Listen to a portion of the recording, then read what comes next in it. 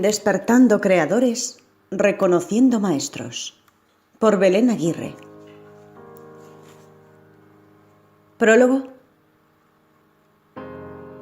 Comienzo este nuevo libro a 2 años de haber escrito el primero, siendo una persona completamente diferente de la que lo escribió, y sin duda al terminar de escribir este, seré una persona distinta a la que soy hoy. Simplemente porque la vida es eso: cambio, evolución, aprendizaje, y cada experiencia vivida deja su huella que nos invita a evolucionar y a avanzar, aunque no siempre podamos verlo de ese modo. Pero más allá de este inevitable cambio del que hablo, hay una parte que existe en totalidad, que es eterna y perfecta, y que siempre está con nosotros mientras transitamos esta sensación de separación que aporta la experiencia humana. Esa parte es nuestra esencia, nuestro amor, nuestro ser. Como ser en plenitud, puedo decir que mi propósito es el mismo que me motivó a escribir ese primer libro: acompañar a otros seres, reencontrarme con aquellos que vinieron a cumplir la misma misión que yo y sobre todo seguir compartiendo lo que como ser humano enfrento en distintas ocasiones, para así seguir aprendiendo y a su vez poder comprender y brindar herramientas a quienes se acercan a mí con alguna dificultad por trascender. En estos 2 años fueron muchas las herramientas que se sumaron para ayudarme a crecer y sanar. Fueron muchos los maestros que colaboraron dándome una mano y también soltándomela para que yo pudiera ver mis heridas, para que pudiera aprender a levantarme y para que pusiera en marcha mi creatividad y mi confianza para seguir adelante y no bajar los brazos. A todos ellos y a los que vendrán, a mi familia y a mis amigos, a todos los seres que asisten a la Tierra y al universo en su totalidad, les digo gracias, gracias, gracias.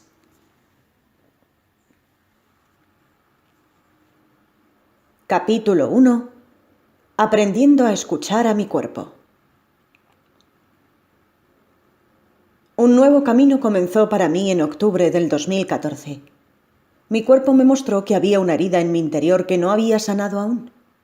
Hasta ese momento mi búsqueda de crecimiento interior se volcaba exclusivamente al ámbito espiritual, y recién cuando empecé el profesorado de yoga, con la idea de seguir enfocada en lo espiritual, me di cuenta de que no hay equilibrio si no llevamos amor a cada parte de nuestro ser, ya que cada parte necesita de la otra, y cada parte es tan importante como la otra, porque estamos completos solo cuando podemos comprender que nunca estuvimos fraccionados. Fue así que un día en una clase de yoga descubrí que mis músculos abdominales estaban desgarrados, y no era algo reciente, ya hacía 1 año que había ocurrido. En un momento sentí mi futuro amenazado: el profesorado, mis hijos, las clases que daba y una posible operación en medio. Todo eso me confundía y no me permitía ver qué era lo que realmente me quería mostrar mi cuerpo. Había leído muy poco hasta ese momento sobre biodescodificación, pero tenía claro que cuando una enfermedad se manifiesta en nuestro cuerpo es como cuando el agua entra en estado de ebullición. Esto no ocurre de un momento a otro. Lleva un proceso en el cual el agua se expone al calor por un tiempo prolongado y finalmente la vemos hervir. Con el cuerpo pasa lo mismo. La exposición de nuestros cuerpos a emociones negativas o esquemas mentales negativos produce como resultado la enfermedad manifestada a nivel físico. Es decir, que no comienza en el cuerpo y por lo tanto tampoco termina en él. Si bien hay que curarlo, y para eso están los profesionales de la medicina para ayudarnos, también es necesario curar la causa que inició el proceso. Volviendo al ejemplo del agua, si al agua hirviendo le tiramos agua fría, va a dejar de hervir y vamos a verla nuevamente serena. Pero si no apagamos el fuego, que es el que inició el proceso, no estaremos solucionando todo y tarde o temprano volverá a hervir. Poder ver a la enfermedad como una ayuda que viene a mostrarnos eso que está en nuestro interior que no podemos ver es realmente maravilloso. No sentirnos víctimas de ella es el mejor camino que podemos elegir. Si podemos verla como una luz de alerta que nos indica que en nuestro interior hay algo que nos pesa, no solo llegaremos a sanar nuestro cuerpo, sino que también sanaremos esas emociones y podremos caminar más livianos por la vida. Por esto, Paso a paso, cuando nuestro cuerpo nos hable, iremos mirando en nuestro interior qué es lo que nos está mostrando. Y si nos comprometemos a trabajar con nuestras emociones tanto como con el tratamiento médico, llegaremos a sentir la plena salud con la que fuimos creados y podremos disfrutar de un camino liviano y placentero. Cuando ya tomemos práctica en esta técnica, podremos lograr que ante la mínima señal que nos envíe el cuerpo, le prestemos la debida atención y así podremos disolverla antes de enfermarnos. Conociendo toda esta información, cuando me confirmaron que tenía que operarme porque el desgarro era muy grande, pensé: voy a hacerme cargo de esto, porque si no descubro cuál fue la causa emocional que se está manifestando y no escucho lo que mi cuerpo quiere decirme ahora, me voy a operar y voy a sanar superficialmente, pero finalmente esa emoción podrá manifestarse nuevamente en mi cuerpo. Así que puse manos a la obra, me conecté con mi cuerpo y con la importancia que tienen nuestros músculos abdominales. Ellos contienen nuestros órganos, nuestro centro emocional está ubicado en el abdomen. Entonces pensé: ¿cuándo sentí esa falta de contención? ¿En qué momento mis músculos decidieron abrirse y dejar de contener mis emociones? ¿Me había sentido así alguna vez? La respuesta es sí, y como también el abdomen es el nido que nos ayuda a contener a nuestros hijos cuando estamos embarazadas, pude ver cuánta relación tenía eso con mi vida. Al parecer mis músculos se desgarraron en mi último embarazo, y al principio no comprendía mucho la causa emocional, ya que fue un embarazo muy lindo y con mucha contención de parte de mi familia. Pero luego pude ver que un momento con el que sentí que no había contención fue un año antes de ese embarazo, cuando estuve embarazada por 12 semanas y luego el desarrollo se detuvo. Y como era una gestación corta, no se le daba importancia, por lo que a nivel médico era solo un trámite, cuestión de tiempo. A nivel emocional yo había perdido una hija, y a nivel físico yo seguía embarazada y tenía que esperar el momento en el que mi cuerpo decidiera soltar ese embarazo. Fue ahí cuando sentí esa falta de contención. Si bien mis familiares y amigos estuvieron conmigo, sentí que los profesionales de la salud y las leyes no estaban capacitados para contener a una mamá que pierde un embarazo antes de los 3 meses de gestación. Muchos no comprendían que el cuerpo de una madre inicia su proceso de gestación en el mismo instante de la concepción, y la mente de una madre se activa para recibir a ese nuevo ser en el momento en que se entera que lo lleva en su interior. Tuve por momentos la necesidad de manifestar esto, de hacer algo para cambiar ese sistema que nos excluía solo porque ese hijo no estuvo lo que para ellos era suficiente tiempo para ser considerado un hijo. Pero luego me sentí muy cansada por todo lo vivido y decidí dedicarme a cuidar y disfrutar de mis otros 2 hijos que me esperaban ansiosos.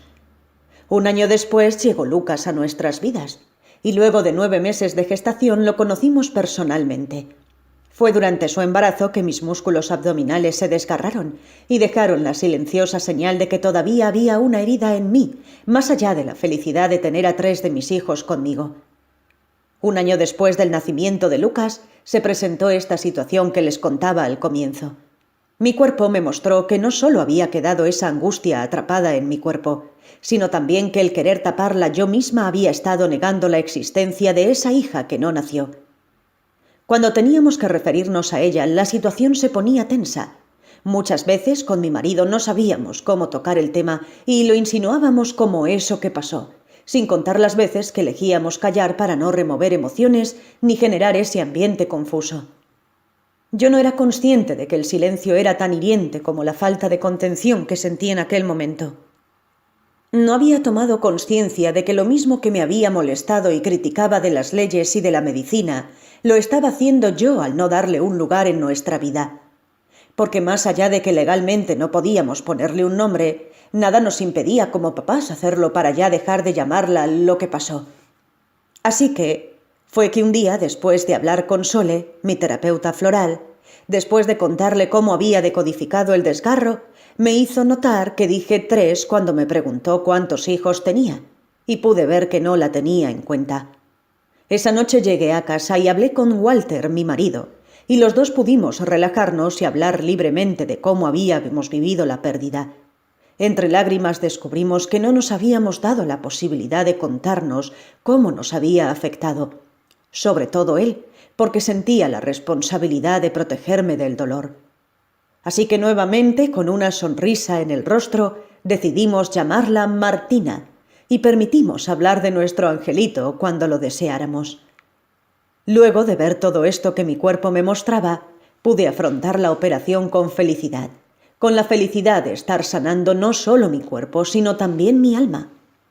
Por último, quiero compartir con ustedes esta declaración que escribí días antes de la operación, agradeciéndole a mi cuerpo por mostrarme eso que aún estaba en mí y liberándolo de la necesidad de mostrármelo nuevamente. Es una buena técnica para cerrar un trabajo interior. Agradecimiento al desgarro.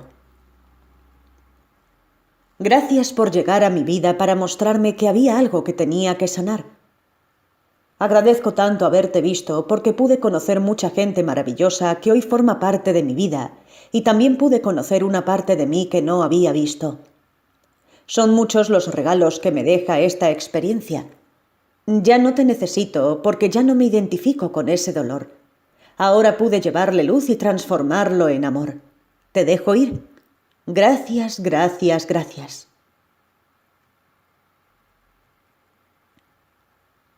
Capítulo 2. Ordenando el árbol.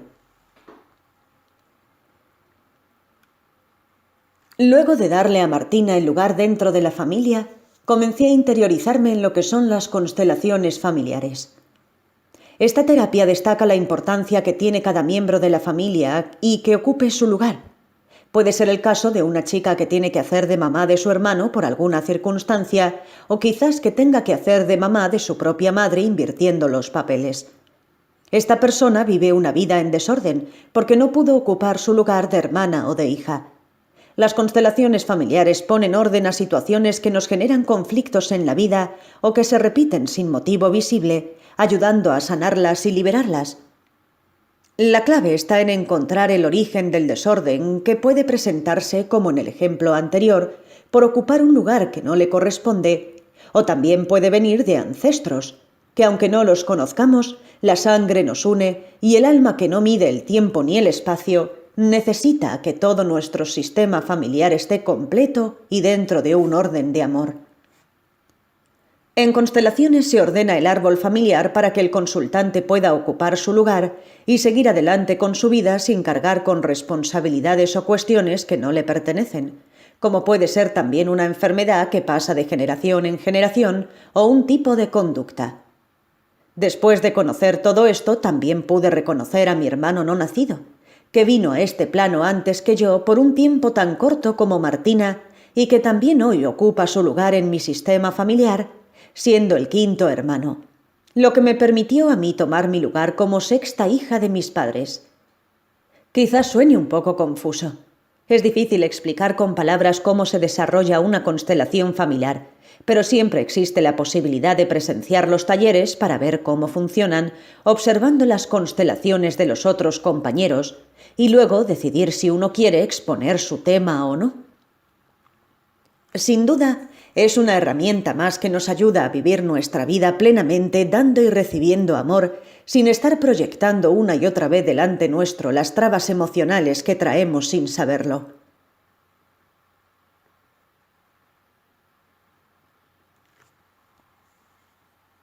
Capítulo 3. Alineándome con mi propósito. Con mi cuerpo recuperándose de la operación, continué trabajando como instructora de yoga en un gimnasio que me había convocado. Ahí, además de dar las clases de yoga, por todo el movimiento interno que genera esta práctica y lo que significa para cada persona tomarse un tiempo para sí misma, pude empezar a hablar con gente interesada en sanar y conocer su interior. Comencé a ver que todas las herramientas que hasta ese momento me habían ayudado a mí, también podían ayudarlas a ellas. Pero no era tan simple, porque para poder ayudar a alguien esa persona tiene que pedir la ayuda, porque atravesar las dificultades es parte de su experiencia y son ellas quienes tienen que decidir si quieren iniciar un proceso de autoconocimiento y sanación y cuándo hacerlo. Yo simplemente podía acompañarlas mostrándole las herramientas que hoy existen cuando ellas me lo pidieran. Pero siempre el trabajo interior iba a ser individual y personal, cada una trabajando para sí misma, tanto ellas como yo. Un día los dueños del gimnasio me ofrecieron avanzar en el aprendizaje de otras disciplinas de entrenamiento además del yoga. Eso implicaba para mí enfocarme más en el cuerpo físico y dejar para más adelante el aprendizaje de nuevas terapias alternativas. En ese momento llegó a mi vida Patri, una mujer con muchas ganas de conocerse y liberarse de viejas emociones y patrones de conducta que no le permitían avanzar en su vida. Después de las clases de yoga nos quedábamos charlando un rato y yo le contaba sobre las herramientas que existen para comenzar a liberarse de esas pesadas mochilas. Así comenzamos a reunirnos para aplicar esas herramientas, como Ho'oponopono, autoconocimiento, metafísica, niño interior, y luego se fueron sumando nuevas técnicas mientras juntas íbamos aprendiendo. Llegando el fin de año comprendí que mi camino estaba por ese lado. Quería ampliar mis conocimientos para seguir trabajando en mí y compartir lo que aprendía. Así que decidí dejar el gimnasio, inmensamente agradecida por la oportunidad que me dieron, y comencé a enfocarme completamente en la creación de mi espacio, donde además de compartir lo que sabía hasta ese momento, convocaría a distintos colaboradores para que ellos también pudieran compartir lo que hacían y llegar a las personas que lo necesitaran. Durante todo el verano trabajamos con Patri liberando capas de nuestras estructuras que ya no nos servían. Ella, una estudiante de psicología social, y yo, una apasionada investigadora de las diferentes terapias alternativas existentes, nos acompañamos mutuamente aprendiendo a ver qué era lo que la otra nos mostraba de nosotras mismas como espejos. Ella me mostraba mis partes más débiles y yo le mostraba su extrema dureza. Muchas veces enfrentamos nuestros egos queriendo permanecer y luego volvimos a reírnos agradeciendo a la otra por mostrarnos eso que necesitábamos sanar. Un largo y bello recorrido que continúa hasta hoy y que indudablemente debía incluir en este audiolibro, porque como siempre le digo, ella fue mi reencaminadora. Fue la primera persona que no me conocía, que me permitió compartir con ella el camino del autoconocimiento, recordándome cuál era mi propósito y lo mucho que me interesaba llevarles un poquito de luz a las personas que sentían que estabas en la oscuridad, tarea que aún hoy amo realizar.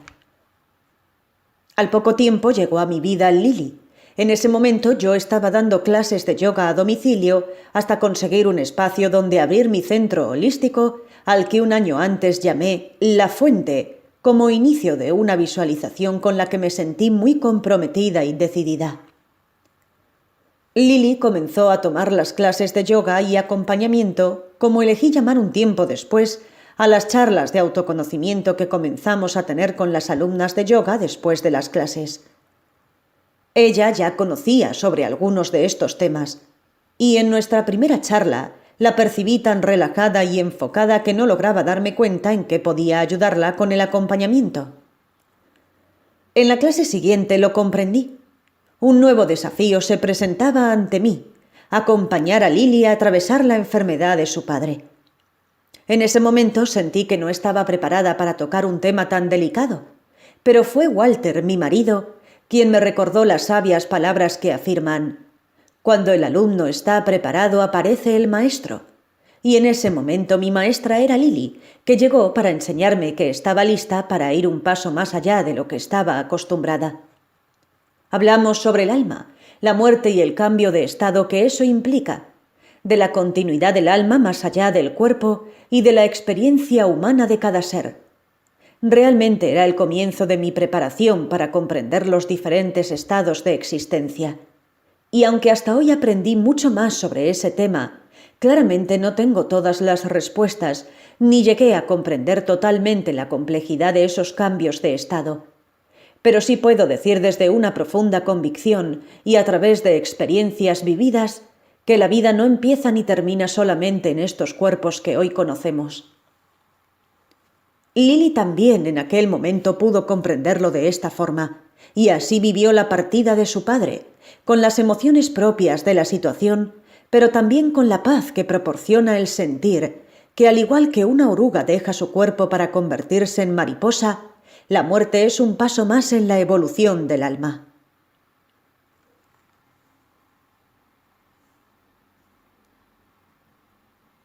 Capítulo 4.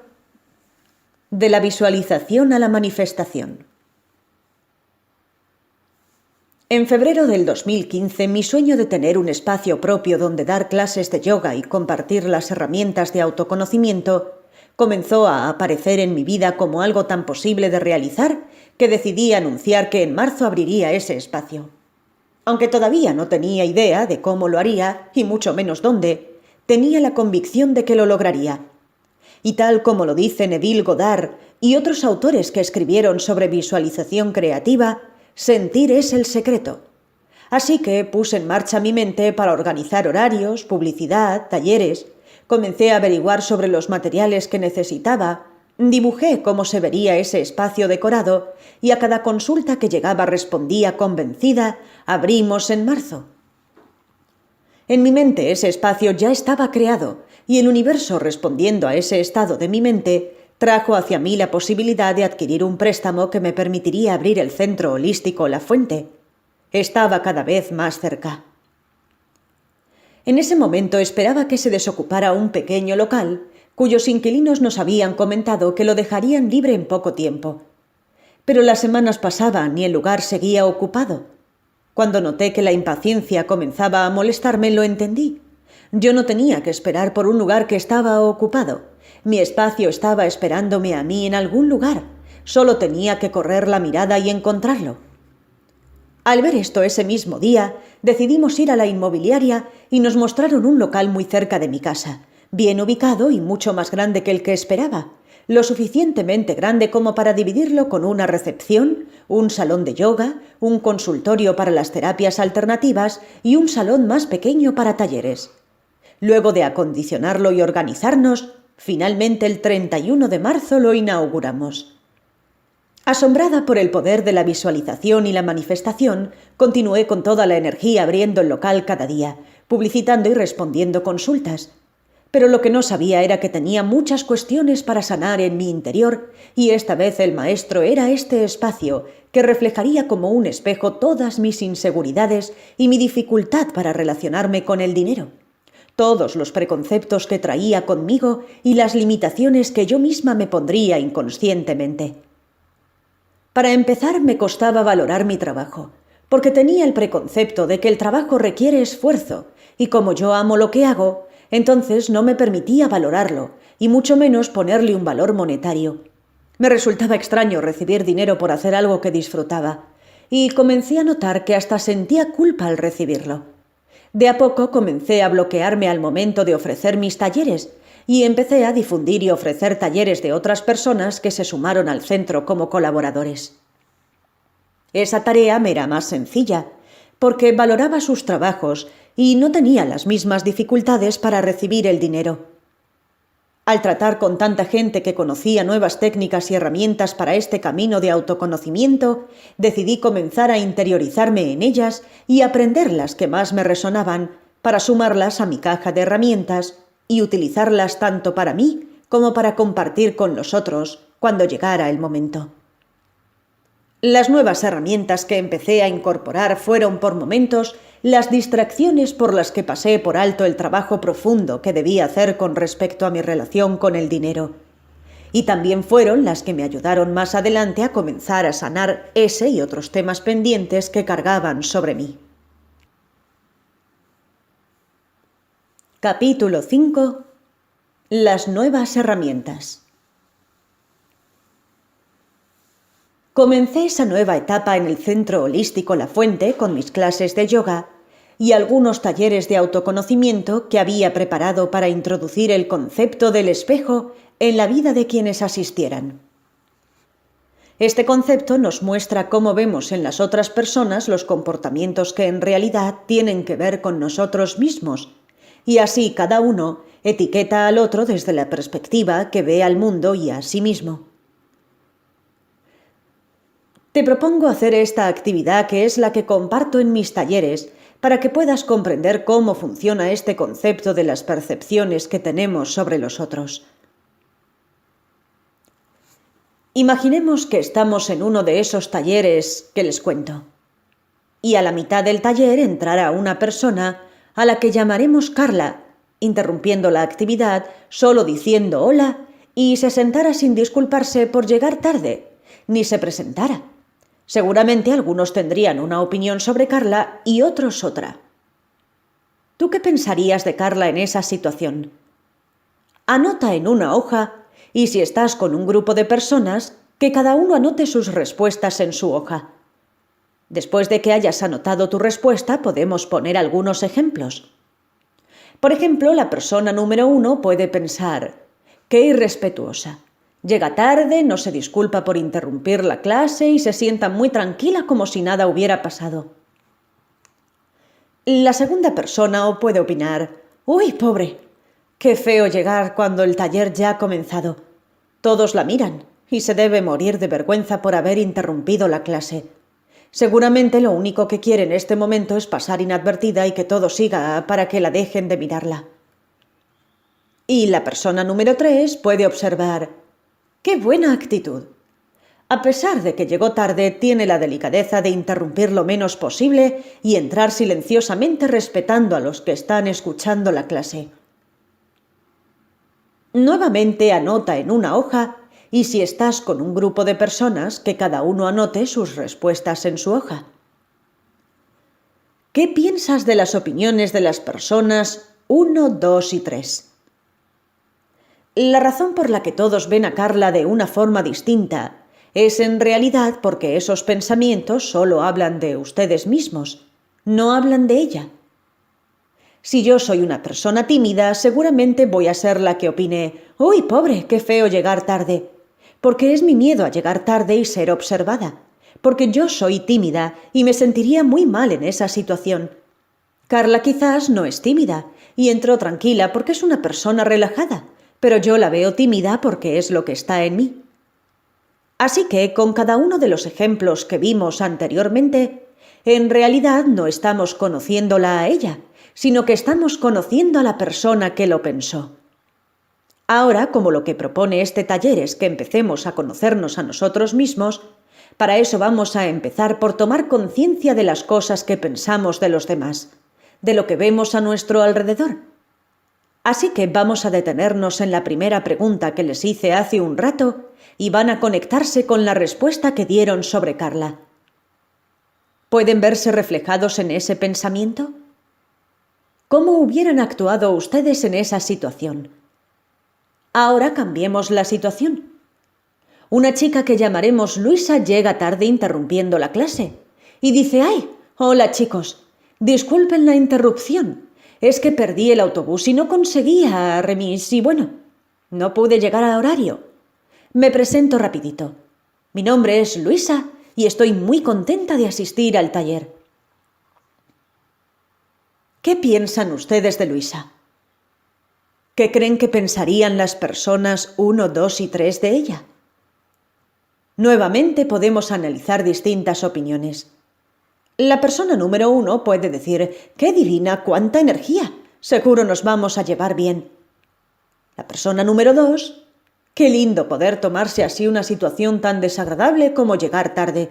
Me gustaría poder expresarme de esa forma despreocupada. La persona número 3 puede decir: ¡qué irrespetuosa! Encima que llega tarde se pone a hablar cortando completamente la clase. Se cree que es el centro del mundo. Vuelvan a la segunda pregunta que les hice acerca de lo que pensaban de las personas 1, 2 y 3 y observen sus respuestas. ¿Les sorprenden las opiniones que propuse de cada persona?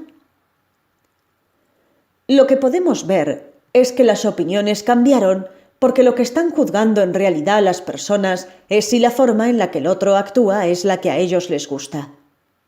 A la persona número 1 le gustó la actitud de la Luisa porque actuó como ella esperaba que lo hiciera y condenó a Carla porque no cumplió con sus expectativas.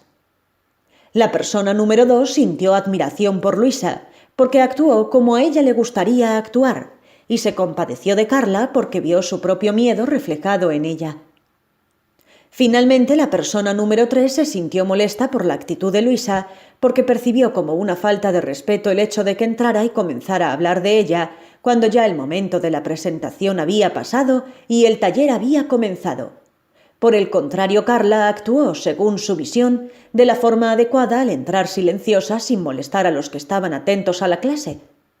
Pero hay muchas más opciones, tan diferentes como cada persona. Yo, por ejemplo, en una primera impresión, hubiera pensado que la persona número 1 era una quejosa, y que al ver la actitud de Luisa también se iba a quejar de que era muy alborotadora. Podría pensar que la persona número 2, al ser tan tímida, percibiera la actitud de Luisa con cierta envidia en lugar de admiración y que le molestara su soltura. Y que la persona número 3 era superpositiva y le caería re bien a Luisa por su actitud despreocupada. Como vemos, ante las mismas situaciones hay infinitas formas de ver las cosas. La riqueza de hacer este ejercicio cada vez que podamos es que nos ayuda a conocernos. Entonces podemos deducir que lo que vemos de los demás no es la realidad, sino que es nuestra realidad. Comprender esto nos ayuda a no creernos que el otro es lo que yo pienso. Y también, al saber esto, podemos comprender que el otro también piensa algo de mí que posiblemente no sea lo que yo soy, lo que nos lleva a la conclusión de que mi realidad no me muestra al otro, siempre me muestra a mí. Diciéndolo así parece muy simple, lo sé, pero no es tan simple llevarlo a la práctica. Y decirles esto es fundamental para que puedan experimentarlo ustedes mismos. Porque si se generan la expectativa de que van a terminar de escuchar esto y van a comprender a todo el mundo y ya no van a juzgar a nadie y van a ver la esencia de cada persona y a verse siempre a ustedes mismos, en cuanto se encuentren pensando mal de alguien o criticando o enojándose, van a sentir frustración y que todo de golpe se desmorona. Y lo digo porque me pasó una y otra vez, y me sigue pasando, pero cada vez es más fácil, porque la mente se entrena como se entrena el cuerpo. Lo que intento que se lleven de esta actividad es la conciencia, la presencia y el poder de elección sobre sus vidas. Cuando hablo de conciencia me refiero a ser conscientes de lo que vemos ahí. Afuera no es la única verdad. Lo que quedó demostrado con el simple ejercicio de la chica que llega tarde, y de esa forma, si abrimos un poquito nuestra mente, nuestra visión, podemos trasladarlo a muchos aspectos de nuestra vida. Cuando digo presencia, me refiero a estar presentes en nuestra vida, no dejar que la vida transcurra a nuestro alrededor simplemente mirando y creyendo que es todo lo que hay. Estar presentes es disfrutar cada momento, es estar en medio de una discusión y de repente respirar y preguntarse ¿qué estoy haciendo? ¿Discutiendo? Sí, ¿qué más? Respirando. Sí. Y ahora que me di cuenta que estoy respirando, no solo me doy cuenta de que estoy vivo, también me doy cuenta de que estoy empezando a tomar conciencia, de que estoy presente en mi vida. Y eso es un buen paso. Y eso significa que aunque hace 5 minutos estaba discutiendo por una pavada o haciéndome problemas porque se me manchó la camisa, ahora puedo elegir otra cosa. No estoy condenada a seguir la discusión o seguir el resto del día de mal humor. Y a eso me refiero cuando hablo del poder de elección. Inevitablemente ustedes hoy se quedan con la conciencia del poder de elección, que empieza por elegir si tomar o dejar esta nueva perspectiva que les propongo, y que continúa, más allá de que hayan elegido tomarla o dejarla, con el poder de elección que cada minuto les regala, con el poder de cambiar lo que elegí hace un rato, con el poder que les da a conocer otra forma de ver. Como ya les dije, en el ajetreo de la vida diaria van a encontrarse muchas veces actuando por mecanicidad, reaccionando según lo que sus pensamientos sobre el afuera les dicen. Pero no se sientan desanimados ni piensan que están haciendo las cosas mal o que están dando pasos hacia atrás, porque el progreso está justamente en eso, en encontrarse haciéndolo, en darse cuenta, conciencia, presencia y poder de elección. Volviendo a las herramientas que elegí compartir, Después de aportar mis clases y talleres, sumamos a las actividades del centro las sesiones de Reiki, una terapia alternativa que consiste en la canalización de energía universal o energía vital. Las sincronicidades que llegaron a mi vida hicieron que se contactara conmigo una compañera del profesorado de yoga que es maestra de Reiki, y ella me propuso dar el curso para iniciar reikistas en la fuente, además de ofrecer las sesiones. En ese momento yo no tenía idea de cómo se daba el curso ni de cómo se desarrollaba una sesión de Reiki. Nunca había tomado una, y todo lo que entendía es que se hacía imposición de manos para armonizar a la persona. Así que ella me puso al tanto de los detalles y me pareció una propuesta muy interesante y en línea con lo que yo quería implementar en mi vida, así que decidí practicarlo yo también.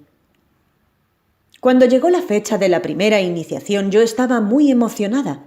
Un nuevo mundo estaba por abrirse delante mío para expandir mis deseos de colaborar con los otros. Esa noche, después de la iniciación, sentí que no solo estaba haciendo para ayudar a otros, lo estaba haciendo por mí. De hecho, el primer nivel de Reiki es un nivel personal, para armonizarnos y equilibrarnos con el autotratamiento, y decidí permanecer en ese nivel por un largo tiempo, solo canalizando energía para mi sanación. La siguiente herramienta que llegó a mi vida fueron los registros akáshicos. Ya había escuchado hablar de ellos, pero nunca había experimentado una apertura de registros. Algo me impulsaba fuertemente a conocer más sobre esta técnica, y la maestra de registros akáshicos llegó al centro La Fuente para ofrecer el curso. Los registros akáshicos contienen la información del recorrido del alma a lo largo de toda la existencia, vidas pasadas, presente y posibilidades futuras. No se usa con un fin de adivinación, sino que es una herramienta que se utiliza para la evolución, las respuestas que podemos encontrar en los registros. Las que podemos encontrar son las que necesitamos en un momento determinado para poder avanzar en nuestro camino, cuando algo nos bloquea o sentimos que no encontramos la salida. La apertura de registros nos conecta con nuestro yo superior, esa parte de nuestra propia alma que está en un plano superior de conciencia y que cuando encarnamos en nuestro cuerpo físico y olvidamos de dónde venimos, también olvidamos que contamos con su guía y asistencia. Otro gran salto que cambiaría por completo mi vida, tanto a nivel personal como para avanzar en la difusión de una nueva conciencia. Los días previos a la iniciación de registros akáshicos, entró una mujer al centro holístico, comentándome la felicidad que le daba saber que en un barrio existiera un espacio para poder acceder a las herramientas que ofrecíamos, aunque ella viviera en una zona muy alejada de mi espacio y solo visitaba Merlo ocasionalmente. Expresaba que le alegraba que alguien se animara a abrir un centro holístico en una zona que no era comercial y que no estaba rodeada de gente que supiera de estos temas. Fue esa mujer llamada Rosa la primera persona que me habló sobre la llama violeta y sus beneficios. Yo realmente no estaba interiorizada en el tema y no entendía mucho lo que me decía, pero ella insistió en regalarme una tarjeta con una oración de la llama violeta y la conservé agradecida. En ese momento no vi la aparición de Rosa como una sincronicidad, porque no veía con claridad lo que había venido a mostrarme. El día de la iniciación de registros akáshicos fue un momento muy esperado por mí. Fue una hermosa experiencia y al finalizar hicimos una meditación con nuestro ángel de la guarda, tema del cual tampoco tenía conocimiento, ya que no creía mucho en lo que estuviera relacionado de alguna forma con alguna religión, en este caso los ángeles. En la meditación la maestra nos propuso preguntarle el nombre al ángel que nos acompañaba en ese momento, y en mi mente resonó el nombre Zadkiel. No le di mucha importancia, porque no sabía si existía un ángel con ese nombre. Ni siquiera me sonaba conocido el nombre en sí. Así que terminamos la meditación y me fui a mi casa emocionada por la experiencia de estar iniciada en registros akáshicos, ya que tendría la posibilidad de abrir mis propios registros y conocer la historia de mi alma. La mañana siguiente, mientras desayunaba, volvió a mi mente el nombre Zadkiel, y esta vez, con cierta curiosidad, decidí buscar en Internet si existía ese nombre y, de ser así, cuál era su significado. Para mi sorpresa, no solo el nombre existía, sino que encontré que Zadkiel era el nombre de un arcángel, el arcángel del perdón y la misericordia. Mientras leía las virtudes de Zadkiel y su misión, me sorprendía al ver cómo resonaba en mi interior toda esa información. Sentía como si ya conociera todo eso y solo lo estuviera recordando.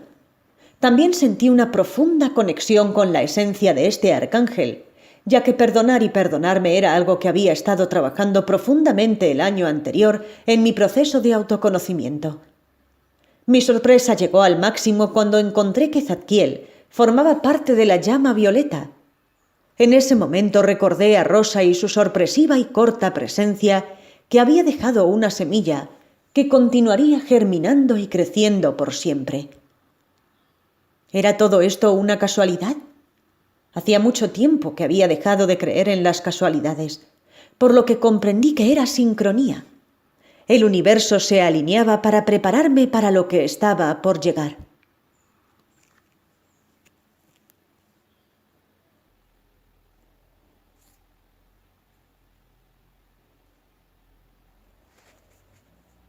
Capítulo 6. La terapia energética arcoíris. Una tarde en la que mis alumnas de yoga me avisaron que no asistirían a la clase, decidí aprovechar el tiempo para abrir mis registros acásicos, ya que estaba sola y en silencio y podría concentrarme mejor. En esa apertura, comencé a visualizar unos símbolos que nunca había visto. Y como mi maestra me había dicho que todo lo que me llegara lo anotara porque podía ser importante para mí, comencé a dibujarlos en un papel. Eran 4 símbolos, y en ese momento no supe para qué eran ni tampoco si existían ya en algún lado. Cuando volví a mi casa le comenté a mi marido y me puse a investigar en Internet para ver si encontraba el origen de ellos. No encontré nada, así que al día siguiente quise preguntar en una meditación qué significaban esos símbolos, y me dijeron que eran símbolos de conexión con la tierra, con el sol, con el ser y un símbolo de conexión con la energía universal. Mi desconcierto seguía más allá de haber recibido esa respuesta, porque no podía entender para qué habían llegado a mi vida ni por qué a mí. En ese momento todavía me costaba mucho confiar en la información que me llegaba. Me mantenía algo escéptica al pensar que podía estar conectándome con mi yo superior o con mis maestros y guías. Al regresar a mi casa nuevamente le comenté a mi marido lo sucedido, y esa noche recibí como una bomba de información, como me gusta llamar a esos paquetes de información que parece que a veces nos envían desde otro plano. Un profundo entendimiento del porqué y el para qué de esos símbolos inundó mi mente. Era todo tan claro y a la vez tan confuso, pero no era cuestión de lógica, ni era algo que la mente necesitara aprobar. Era pura certeza, otra vez ese sentimiento, como si ya lo supiera. Los símbolos pertenecían a una técnica de canalización de energía universal, y cada uno correspondía a un chakra en particular. La función principal de la técnica sería la conexión con la tierra y la transmutación de las viejas energías con la asistencia de la llama violeta. Se me explicaba la importancia de conectar y armonizar los chakras inferiores tanto como los superiores, ya que en la experiencia humana, la conexión con la tierra y con la materia era fundamental para poder transitar la vida diaria, mientras que la conexión con los planos más elevados nos servirían de guía y apoyo para mantenernos equilibrados. Los días siguientes me dediqué a meditar en mis ratos libres en el centro para conectarme con esta información que ya estaba en mi cabeza, pero que debía traducir a palabras para poder explicarlo. Llegaron los 3 símbolos restantes y detalles de cómo se utilizarían, cómo se desarrollaría la sesión y la importancia de trabajar en el cuerpo como si fuera un árbol. fortaleciendo las raíces para que puedan crecer con fuerza y equilibrio las otras partes del ser humano, a nivel físico, emocional y energético. Recibí en una meditación las instrucciones de un otro tratamiento para sintonizarme con las dos energías principales de la técnica, la tierra y la llama violeta. Nuevos símbolos para sintonizar se sumaron a la técnica, y luego de esa iniciación supe que estaba preparada para comenzar a compartirla. Primero la llamaba sanación energética, ya que no sabía cuál era el nombre. Luego, en un paquete de información mental, como les contaba antes, me explicaban que no había sanación sin un trabajo interior, sin una conexión profunda con uno mismo. Así que en lugar de sanación energética, pasó a ser terapia energética. Comencé a ofrecer las sesiones en forma gratuita, recibiendo colaboraciones voluntarias, y cada sesión me iba permitiendo entrar en contacto con la energía y empezar a sentir el estado de los chakras de las personas, los desequilibrios y los bloqueos. Y día a día la información que podía percibir de la energía de las personas fue más clara. Un tiempo después comenzaron a sumarse las otras llamas, azul, amarilla, roja, blanca, verde y naranja, con sus respectivos símbolos. Y finalmente llegó el nombre de la técnica: terapia energética arcoíris. Hoy en día, a 1 año y medio de su llegada, la terapia energética arcoíris es elegida y recomendada por mucha gente en la zona oeste de Buenos Aires. Y hay 2 iniciados en la técnica que también ofrecen las sesiones: Walter, mi marido, y Graciela, una gran amiga que llegó a mi vida en el 2016 y me acompaña en muchos aprendizajes. Afortunadamente hay muchas personas que están interesadas en asistir a otras para que encuentren la armonía que les permita conocerse a sí mismos. Y en el 2017 serán 5 nuevas iniciadas en la técnica las que podrán ofrecer estas sesiones en Las Heras, un hermoso lugar que se encuentra a unos 90 kilómetros de Merlo, Buenos Aires, donde yo vivo. Tanto los registros acásicos como las distintas técnicas de canalización de energía universal cada día se expanden más y más, y la sociedad comienza a contar con estas nuevas opciones sin miedo y con una apertura mental que permite ver su interés en el equilibrio y el bienestar.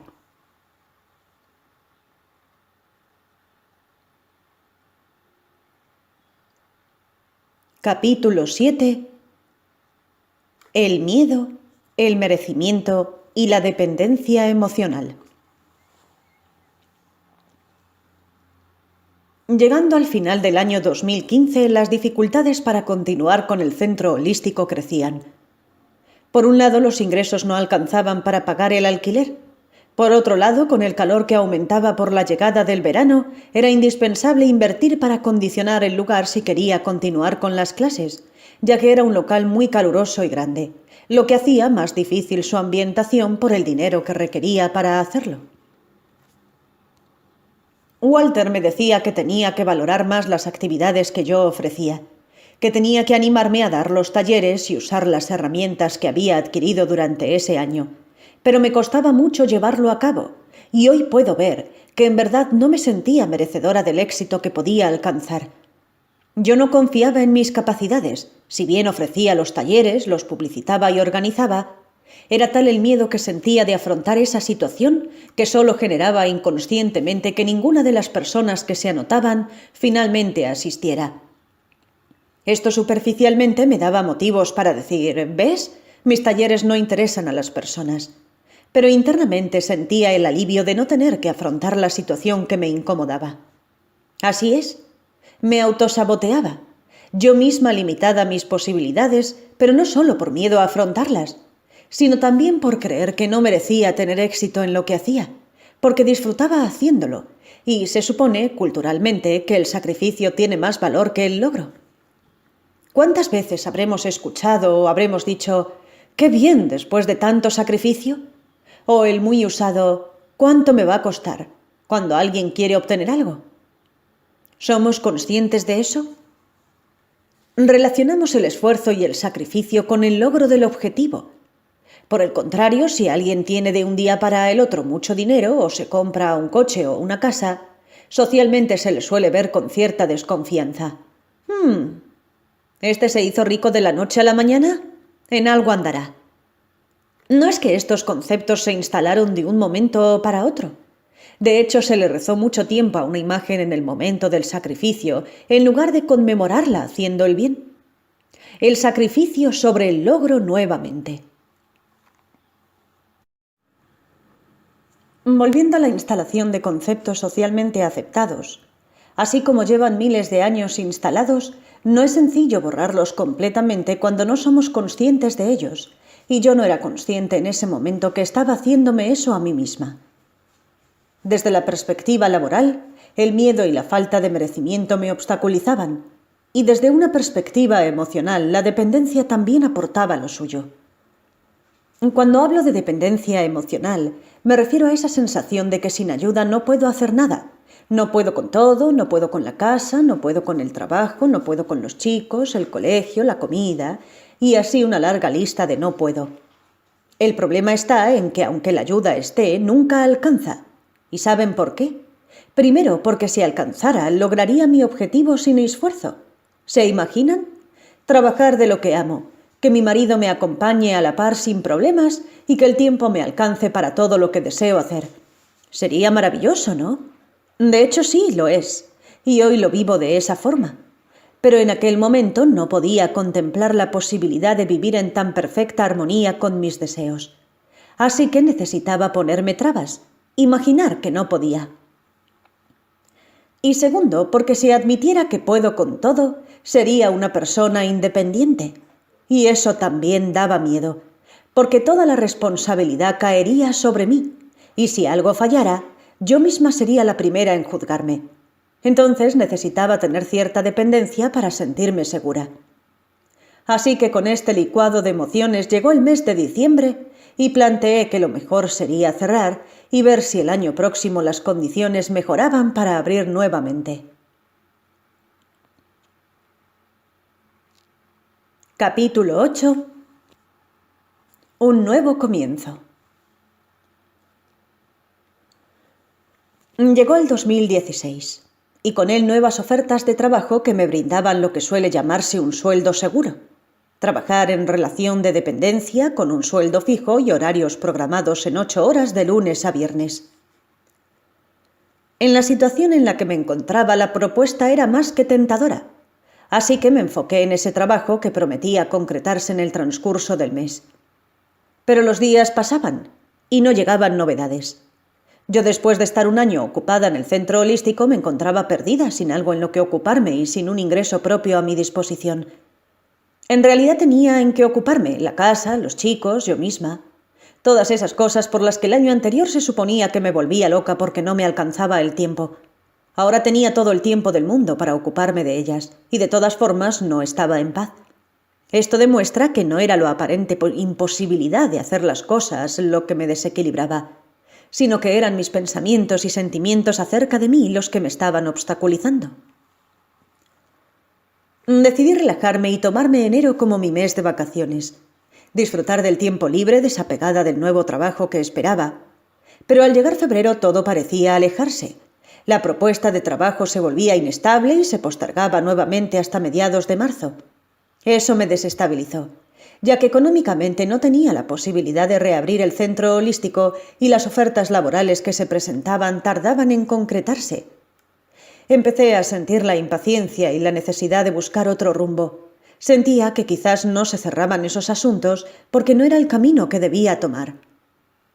Una mañana me desperté con la certeza de que a donde yo quisiera ir conseguiría trabajo, y mis conocimientos y mis clases podría compartirlas en cualquier lugar del país a donde deseara ir. Un nuevo abanico de posibilidades se abría ante mí. Ya no era solo esperar porque alguno de esos trabajos llegara. Era cuestión de generar el trabajo, ir hacia él, confiar en que ahí estaba, en donde yo quisiera. Como tanto Walter como yo estábamos de acuerdo en viajar al interior y quizás hasta mudarnos a un pueblo tranquilo en alguna provincia, me puse en contacto con algunas personas y surgió la posibilidad de viajar a La Rioja. Había propuestas laborales para Walter y para mí, y una hermosa casa que podíamos alquilar a un buen precio, un paisaje hermoso, un lugar tranquilo, ideal para ver crecer a nuestros hijos. Todo se alineó cuando comprendí que todo dependía de la actitud con la que encarara las cosas, y sobre todo de la seguridad que sentía de mí misma. Cuando me sentía como una persona desocupada, persiguiendo un sueldo seguro, esperando esas respuestas y entrevistas que nunca llegaban, estaba poniendo el poder de mi vida fuera de mí. Cuando comprendí que yo tenía todo lo que necesitaba para conseguir lo que quería, independientemente del lugar o de las condiciones políticas que se estaban viviendo, fue que todo se puso en marcha y permití que la energía de la abundancia comenzara a fluir hacia mí y me mostrara las diferentes opciones que había a mi disposición. Tal es así que ya casi con la fecha confirmada para que Walter viajara a La Rioja a ver la casa y tener la entrevista de trabajo, una nueva oportunidad se presentó. La Fuente Centro Holístico podía abrir sus puertas nuevamente en un lugar más armonioso y a metros de mi casa. Claramente mi actitud había cambiado y mi realidad me lo demostraba. La cuestión ahora estaba en decidir cuál era la opción que mejor se adaptaba a lo que deseaba.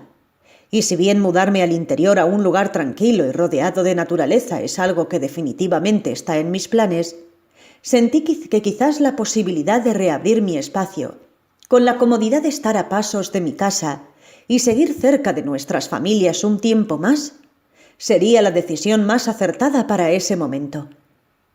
Además, estar en Buenos Aires me permitía hacer otros cursos y capacitarme para que cuando llegue el momento de irnos al interior, mis herramientas me permitan brindar mejores servicios y expandir más conocimientos al lugar a donde vaya.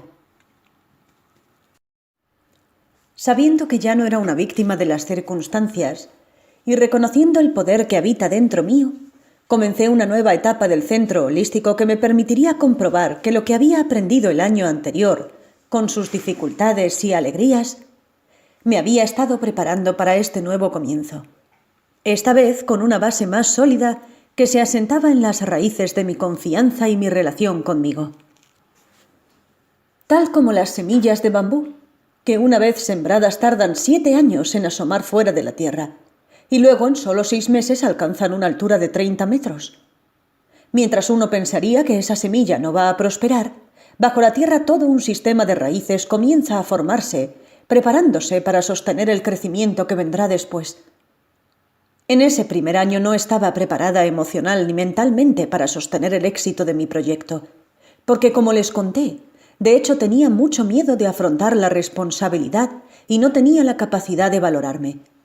Pero en este nuevo comienzo, con algunas de aquellas cuestiones trascendidas, mis raíces eran más fuertes y podía valorar mi trabajo y mi tiempo, permitiéndome administrar el centro, afrontar los gastos y disponer de dinero para mí y mi familia.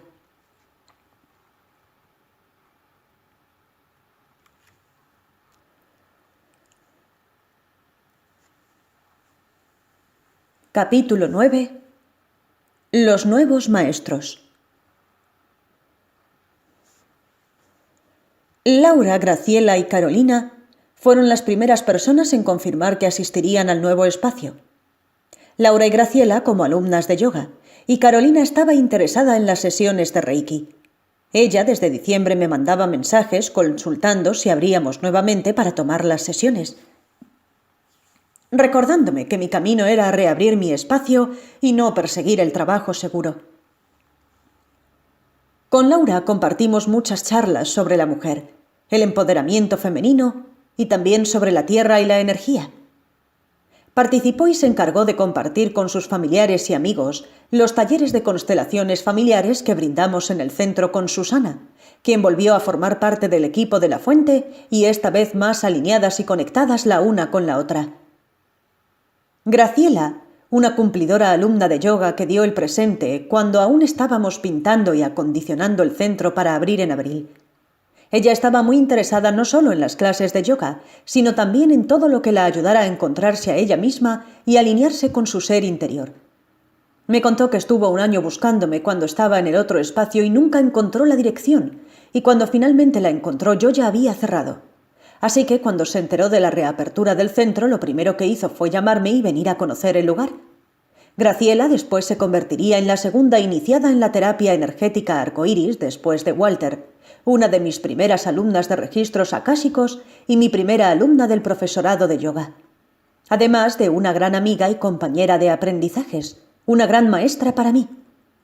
Y Carolina, además de recordarme mi propósito durante esos meses que estuve sin trabajo, fue la encargada de difundir la terapia energética arcoíris en el lugar donde estudiaba, y así empezaron a reservar turnos chicas de Castelar, Ituzaingó y Morón, cuestión que para mí era asombroso, porque la terapia energética arcoíris hasta ese momento no era muy conocida, y de pronto las personas empezaron a llegar pidiendo por ella. Para este nuevo comienzo volví a convocar a Rosalía para que brindara los cursos de registros acásicos y sanación angélica.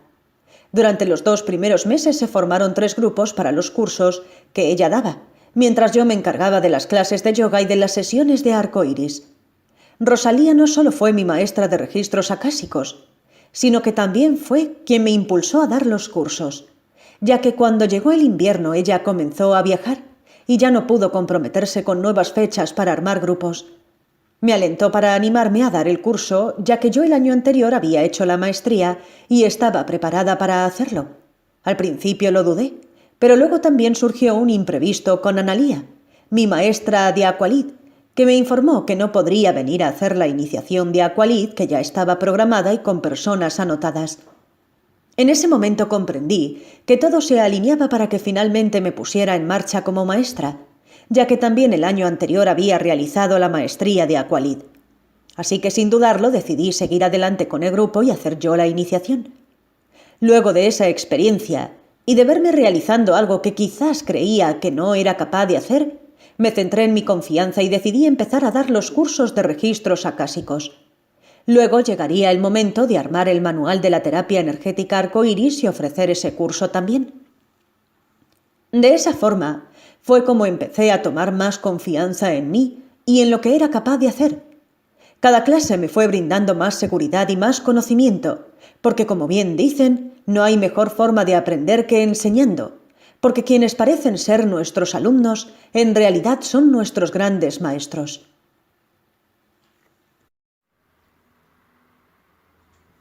Capítulo 10. El miedo al éxito. A mediados de 2016 podía notar el gran cambio que se había generado en mí. Los resultados del aprendizaje que me brindó el año anterior eran comprobables.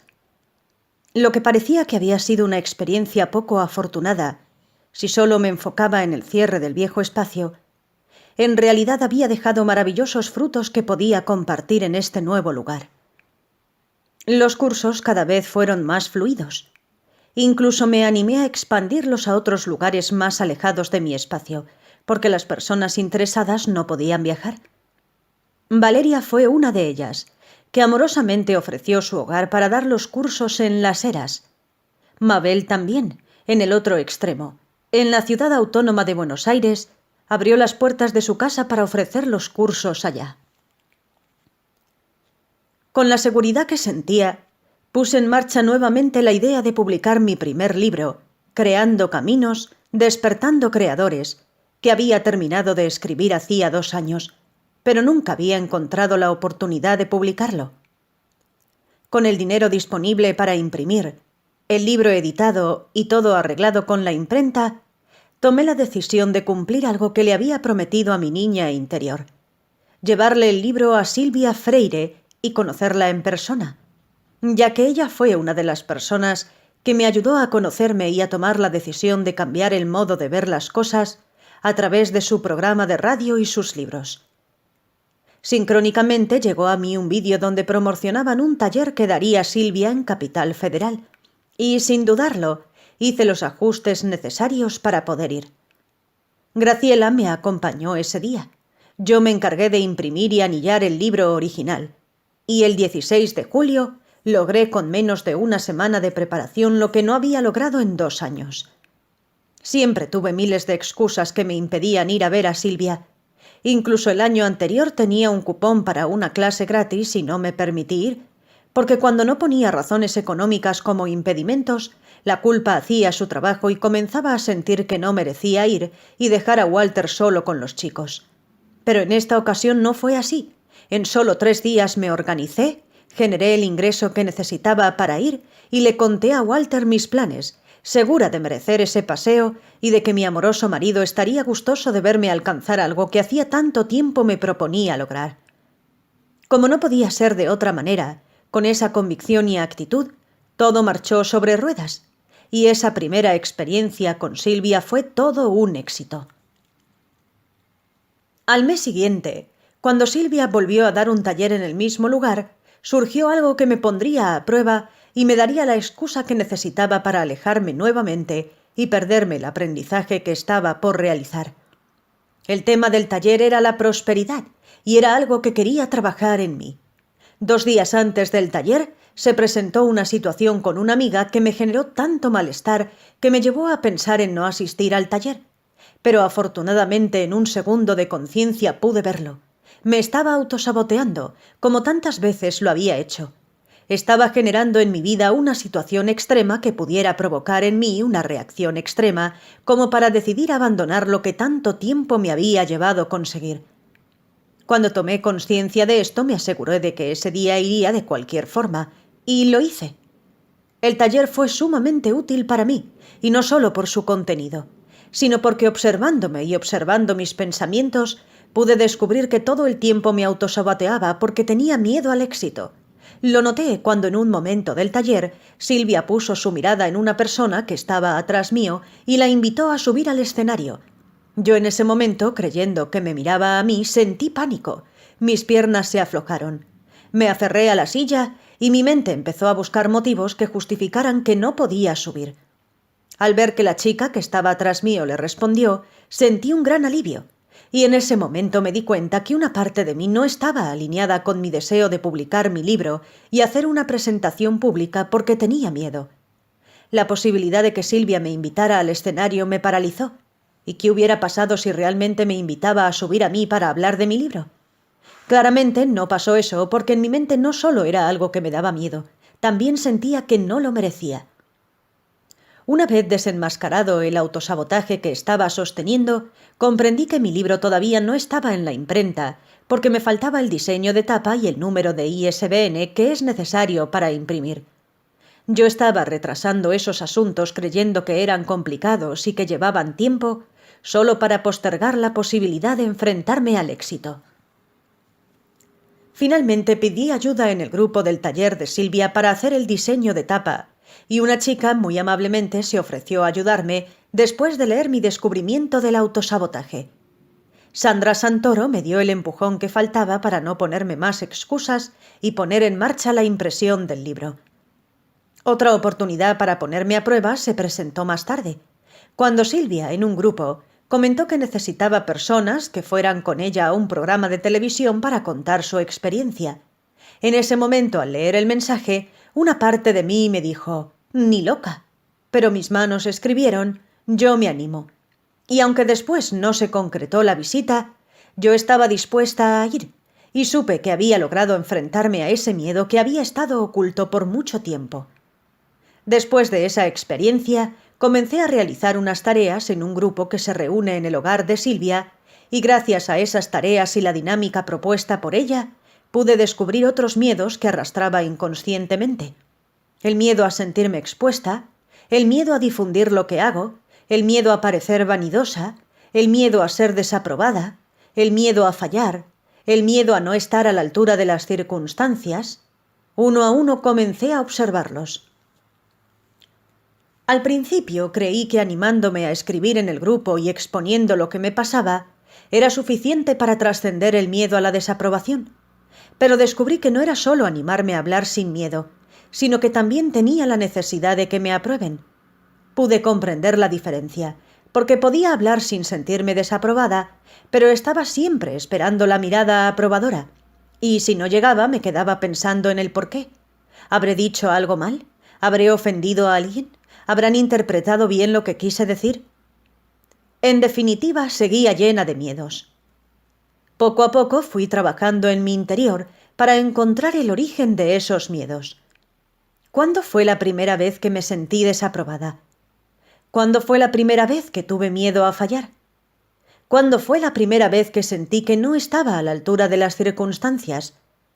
Y así, con cada miedo que se fue presentando, con cada emoción que fue despertando en mí esa hermosa experiencia, comencé un viaje a mi interior que me llevó al origen de esas emociones, a conectarme con mi niña interior y sanarla para poder caminar libres y sin miedos. Me animé a poner mi foto en la contraportada del libro. Me animé a organizar una presentación para mi libro. Pude dar una opinión simplemente por compartir, sin esperar la aprobación de los demás. Pude agradecer la oportunidad de aprender que me brindó la experiencia en ese grupo, sin sentir que estaba siendo juzgada por alejarme, y más aún, sin juzgarme yo misma por hacerlo, porque lo más lindo que me brindó Monasterio fue la conciencia de que en todo momento la única que me juzgaba, la única que me desaprobaba y la única que cuestionaba mi capacidad para realizar las tareas era yo misma, nadie más. Poder reconocer que somos nosotros mismos los que muchas veces creamos los obstáculos para no lograr lo que deseamos, nos da la posibilidad de disolverlos y seguir avanzando hacia nuestro objetivo. Puede parecer una locura pensar que una persona desea mucho algo y ella misma genera situaciones para evitar que se cumpla ese deseo, pero sucede así muchísimas veces, y por lo general le echamos la culpa a las circunstancias, a la mala suerte, a las personas que nos rodean o a nosotros mismos, pero no desde la perspectiva de comprender que tenemos miedo, sino desvalorizándonos y sintiéndonos incapaces de lograr nuestra meta.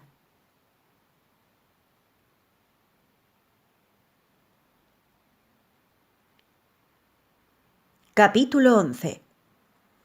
Conociendo mi origen.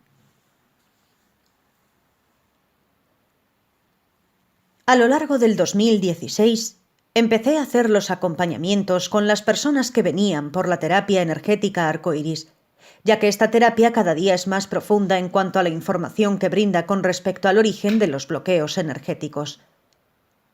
El estado de los chakras de las personas comenzaron a facilitar palabras, emociones o imágenes que al momento de transmitírselas a los consultantes podían identificar fácilmente cómo se relacionaban con alguna parte de su vida. Pero luego la pregunta era, ¿y ahora qué hago con esto? Energéticamente se hacía la limpieza de la energía estancada, se hacían los desbloqueos necesarios en los chakras y se armonizaban, pero emocionalmente había una parte activa que la persona debía decidir si quería realizar para poder sanar el origen emocional y que su energía no volviera a bloquearse por el mismo tema más adelante. Aunque yo ya llevaba bastante tiempo trabajando con las herramientas de autoconocimiento y había aprendido nuevas técnicas, comencé ese año a ofrecer tímidamente los acompañamientos a los consultantes que querían ir más allá de su armonización energética. De esta forma, según la información que su energía brindaba, comenzamos a trabajar en la parte emocional de esas situaciones que salían a la luz, y muchas veces las personas luego elegían seguir con otros temas que les generaban conflictos para aprender cómo aplicar las técnicas y poder liberarse de esas pesadas mochilas que cargaban. Se empezó a difundir de boca en boca los resultados de la terapia energética arcoíris y los beneficios de trabajar interiormente con las herramientas de autoconocimiento. Me empezaron a contactar conocidos de personas que ya habían hecho la terapia para comenzar con las sesiones y las historias que empecé a conocer eran de lo más variadas. Lo que llamaba mi atención era que en ciertos momentos todas las personas con las que trabajaba me hablaban de un mismo tema, con algunas variaciones, pero la temática era la misma, y no casualmente, esa parte en la que todos coincidían estaba relacionada en algún momento de mi vida. En un principio observé esa coincidencia con asombro, y tomaba con naturalidad las herramientas para asistir a esa persona, porque la empatía me facilitaba la herramienta para cada ocasión. Podía identificar cómo se sentía la persona frente a esa situación porque yo ya había estado ahí, y cuando expresaba con mis palabras lo que comprendía de las circunstancias que me contaban, realmente comprobaba que ambos coincidíamos en la percepción desde el punto de vista original, desde la víctima. Mi labor luego estaba en mostrarles otra posibilidad que era la del poder, mostrarles que existe otra forma de ver esas situaciones que les permite tomar las riendas para dejar de sentirse víctimas y ser creadores de su realidad. Así fuimos avanzando en las historias de cada uno, y ciertamente siempre llegamos al niño interior. Las herramientas que Silvia me había brindado cuando yo comencé a trabajar con mi niña fueron una gran ayuda al momento de conectar con el niño de cada adulto que venía a conocerse. También usamos meditaciones, técnicas de PNL y siempre podíamos recurrir, si el caso lo requería, a las constelaciones familiares o los registros acásicos. Llegó un día en el que comprendí que no solo no era casual que mi historia estuviera tan presente en cada una de las historias que me contaban, sino que era una oportunidad de sanarme profundamente a mí misma. Todo comenzó por un caso muy particular en el que una chica estaba muy afectada por circunstancias que había vivido y que en el presente le estaban impidiendo concentrarse en sus objetivos y sentirse bien. Esas circunstancias yo las había vivido y ya no representaban un malestar en mi vida, pero sentí que si ella llegó a mi vida mostrándome ese aspecto de mí, quizás todavía quedaba algo por sanar. Y si yo lograba sanar eso, podría ayudar para que ella sane también, porque aprendimos que el entorno es nuestro reflejo, y si nos enfocamos en sanarnos a nosotros mismos, sanamos todos, sana el mundo. Así que en un principio, asumiendo un compromiso con las personas que hacían acompañamiento, comencé a hacer los ejercicios junto con ellas.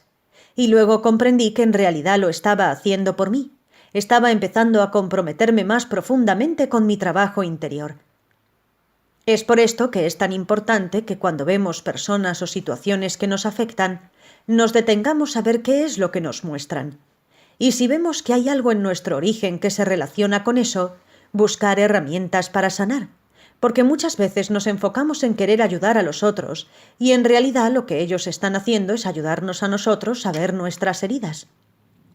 Así, la relación con mi niña interior comenzó a ser más amorosa, más frecuente, porque en un principio, cuando trabajé con ella, creí que alcanzaba con ponerme en contacto y sanar algunas cosas, pero ahora estaba comprendiendo que son muchísimas las cosas que la niña tenía que sanar, cosas que pueden parecer tonterías y cosas fuertes. Y destaco esa diferencia solo porque la mente adulta cree en esa separación de cosas buenas, cosas malas, cosas poco importantes y más importantes. Porque en realidad para la niña todas fueron importantes. Y si no marco esa diferencia, la mente adulta puede dejar de lado cosas que tiene que sanar juzgándolas como tonterías y restándoles importancia. Entonces, cuando trabajamos con nuestra niña interior, no debemos medir la gravedad de las situaciones con nuestra mente. Debemos separar la comprensión que la adulta pudo haber alcanzado hacia esa situación. Porque si la emoción sigue en el interior, si las circunstancias se siguen repitiendo, si nuestro entorno nos muestra una y otra vez la misma película, significa que el adulto cree haber comprendido, pero su niño no sanó, y está pidiendo que le presten atención para sanarse. Comparto un ejemplo. Cuando era niña me encantaba jugar a la peluquera, peinar y cortar el pelo a mis muñecas. Un día mis hermanos estaban reunidos con unos amigos y yo, con 6 o 7 años, estaba peinando a una amiga de ellos y haciéndole unas trenzas. Como su cabello era muy largo, no noté que mientras yo hacía la trenza en la parte superior, la parte de abajo se estaba empezando a enredar. Cuando me di cuenta ya estaba bastante enredado y no podía desanudarlo, así que sin decir nada y con temor de lo que pudiera pasar, decidí empezar a cepillar el nudo para desarmarlo, lo que empeoró toda la situación y el cepillo terminó enredado también en un gran problema que empezó a ponerme muy nerviosa. No sabía qué hacer y se acercaba el momento en que se iban todos a una fiesta, hasta que un amigo de ellos vio lo que pasaba y dijo alarmado: «¡No! ¡Mira lo que te ha hecho en el pelo!».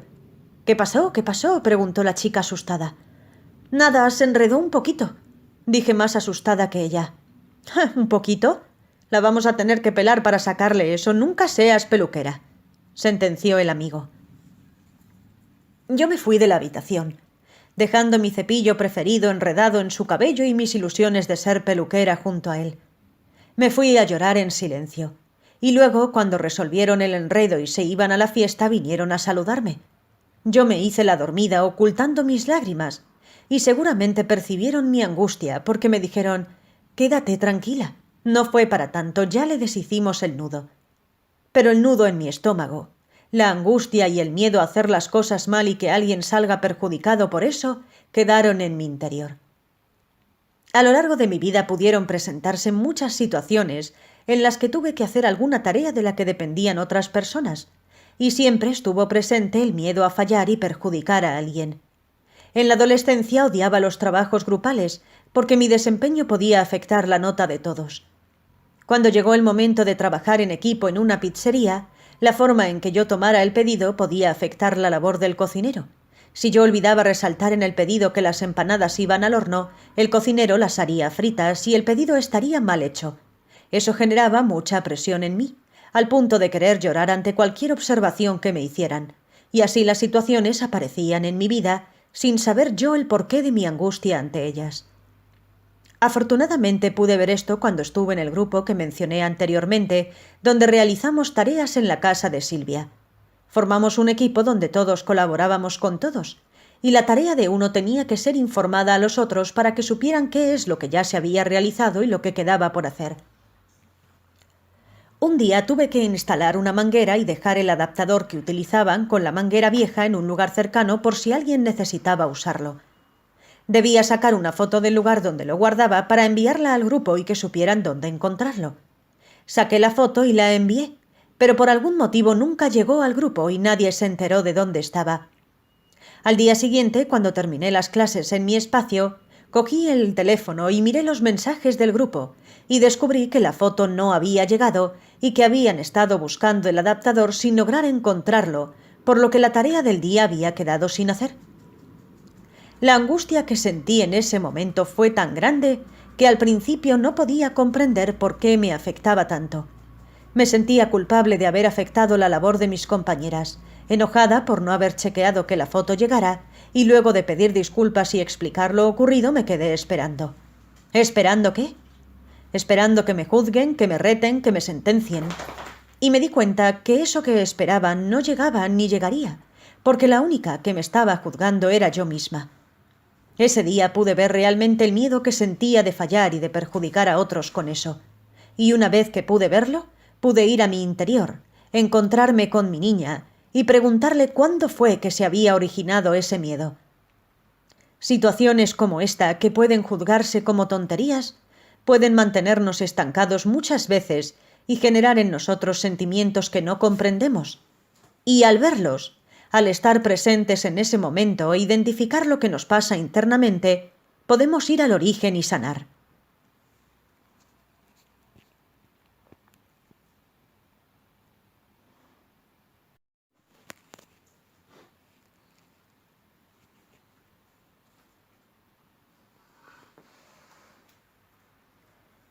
Capítulo 12.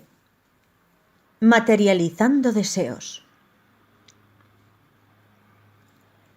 Llegó noviembre, y con él la realización de otra de las cosas que me había propuesto hacía mucho tiempo y que no me había permitido realizar. Invité a Silvia a dar un taller a mi espacio para que las personas que frecuentaban el lugar participando de diferentes actividades pudieran conocerla y acceder a un taller privado con ella. Todo salió como era esperado y el taller fue un éxito. También llegó la primera edición impresa de mi libro Creando Caminos, Despertando Creadores, que me generó muchísima alegría, porque después de 2 años por fin había conseguido empezar a difundirlo y permitirle cumplir su propósito de orientar o ayudar a muchas personas a encontrar otra forma de ver la vida. Al finalizar el 2016, comencé a escuchar un nuevo audiolibro de Wayne Dyer, narrado por Christina Ingrid, una hermosa persona llena de luz que cumple su propósito de acompañar y asistir a muchas personas en su proceso de autoconocimiento. Ella comparte gran cantidad de libros de diferentes autores en formato de audiolibro y también reflexiones y meditaciones. Un día, escuchando Todo lo que puedas imaginar de Dyer, sentí que tenía que contactarme con Christina Ingrid. No tenía en claro el porqué, pero algo me decía que aunque ella estuviera en España y yo en Argentina, Había algo que podíamos hacer juntas.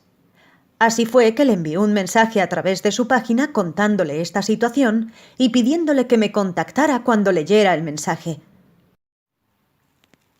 Un tiempo después, mientras yo escribía este audiolibro que estás escuchando, me ocurrió algo muy extraño. Mientras escribía, sentía la voz de Cristina Ingrid leyéndolo. Era como si mis pensamientos sonaran con su voz y su hermoso acento español. Fue en ese momento en el que volví a sentir que tenía que contactarme con ella. Esta vez sabía que era lo que quería. Le ofrecería mi primer libro para que lo leyera y que si era de su agrado lo grabara con su voz para compartirlo con el mundo a través de YouTube. Sin dudarlo hice una pausa en la escritura, abrí el email y directamente le envié el libro contándole mi propuesta. Después de hacerlo continué escribiendo. Me relajé y pasó un mes hasta que abrí el email y me encontré con el mensaje de Cristina Ingrid. Me contaba que había leído mi libro, que le había gustado y que estaría encantada de grabarlo para compartirlo en Internet. Al poco tiempo me envió el audio, que por cierto me emocionó muchísimo porque sonaba tal cual como lo había imaginado, y luego lo subimos a nuestros canales de YouTube. Afortunadamente, al día de hoy son muchas las personas que se contactaron conmigo para agradecerme por compartir el libro. Una de ellas fue Lía, desde Colombia, que al contactarme me pidió si podía asistirla para enfocarse de otra manera en unas cuestiones que estaba atravesando. Después de charlar un rato sobre registros acásicos, me consultó cómo podría hacer el curso. Y aunque nunca había hecho un curso a distancia, esta vez no me puse obstáculos y le ofrecí brindarle el curso online, convirtiéndose así en mi primera alumna de otro país y en una gran maestra que me ayudó a vencer el miedo a lo desconocido y expandir mis posibilidades más allá de mi espacio físico. Cristina Ingrid y Lía son dos personas con las que seguimos en contacto gracias a esta experiencia, un verdadero regalo para mí y una gran compañía en este camino que continuaré escribiendo paso a paso, día a día, para recordarme siempre que puedo ser mejor cada día y también disfrutar de lo que soy en el presente, amándome simplemente. Belén Aguirre. Si lo deseas, puedes ponerte en contacto con Belén a través del email belenaguirrelibros@hotmail.com. También puedes encontrarla en Facebook como www.facebook.com/Belén Aguirre Despertando. ¿Agradecimientos? Agradezco a todas las personas mencionadas en este libro, alumnas, maestras, colegas y compañeras, por permitirme compartir sus experiencias. A Walter por acompañarme siempre incondicionalmente. A mis hijos por esos cálidos abrazos que me regalan cada vez que salgo a hacer mi labor. A mis padres por alentarme y darme su bendición, y a mis familiares y amigos.